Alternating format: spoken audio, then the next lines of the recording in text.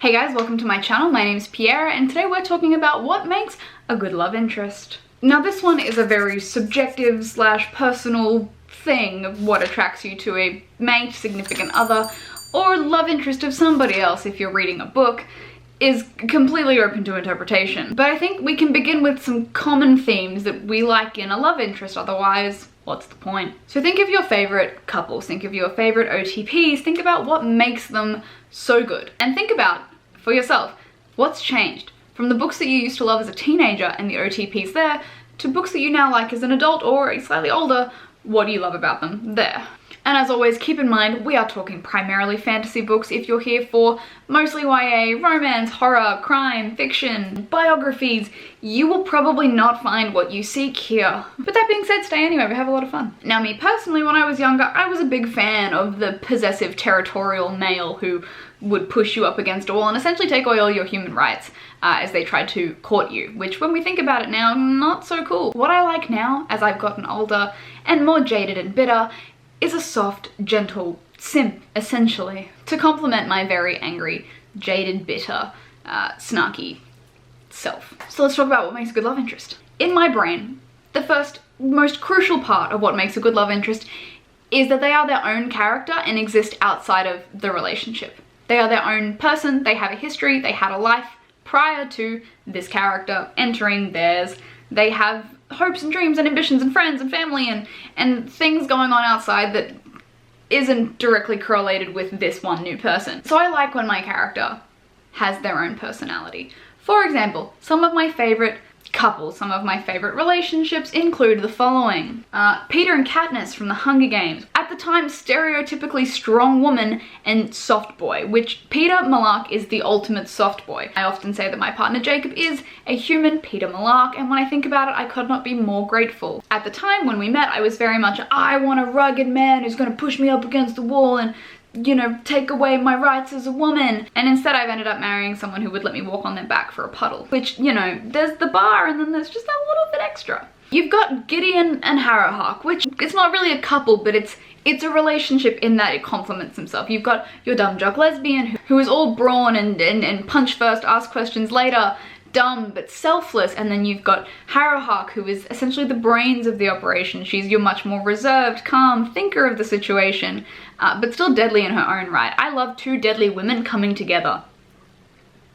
I love it and I stand by it. In Nevernight, for example, we have a lovely, I'm not gonna say polyamorous relationship because we never really got there unless you read 3 by J. Kristoff, which is essentially that. Mostly just smart, in that you get to see Mia Corvera, protagonist, with two very different people. You get Trick, her first love interest, which is a man, and a soft man, considering he's a murderer. He's a lot more gentle than her then girlfriend, who is a cold-blooded killer and essentially complements Mia very well. They complement Mia very well in different ways. Trick was very much a, I'll do anything for you, let me help you, let me pander to you, whereas Ash is very much a, we'll do it together or you can do it yourself and I believe in you and go after what you want sort of thing. So pending what you like, there was both. In the Red Rising saga, you have Darrow and Mustang, two very different personalities. Again, the brains and the brawn. She's your very smart intellectual, he's your very much, I'm gonna fight things and then wonder why things didn't work out, but with his brains as well.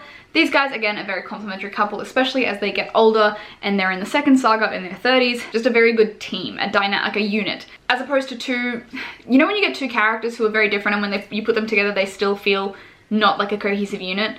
And at my age, I just want a cohesive unit. I just want stable relationships. I just want things I don't have to worry about. Sal and Liette from Seven Blades in Black. Same sort of thing. You've got your angry, sword-wielding queer woman who's just ready to punch things and fight things and go after what she wants, which is generally revenge.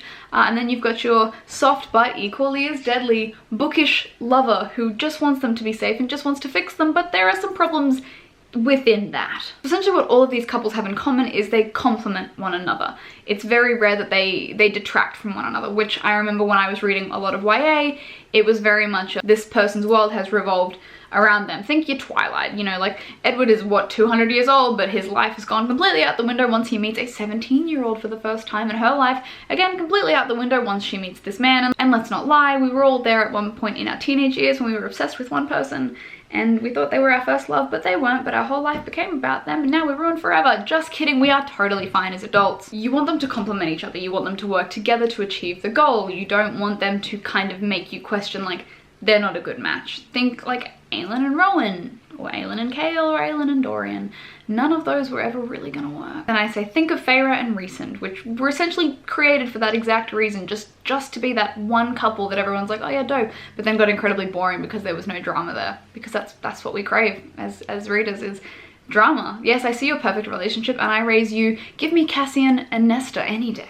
And you want them to be smart, you want them to be clever. And I remember when I was a teenager, whether I was reading teenage books, whether I was living it in real life, like I said earlier, their whole life became about this love interest and nothing else mattered.